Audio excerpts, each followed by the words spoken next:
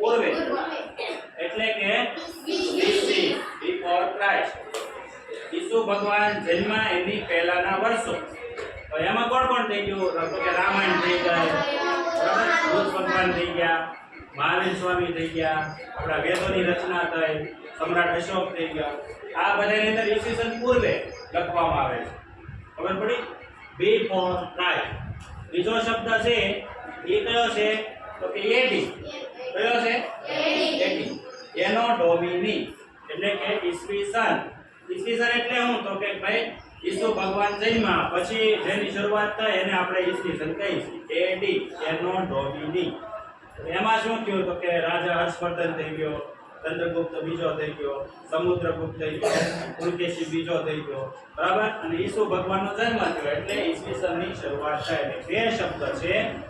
એક તો બીસી ઈસવીસન પૂર્વે અને બીજું એડી ઈસવીસન ખ્યાલ આવ્યો બે શબ્દમાં એડી અને બીસી ચાલો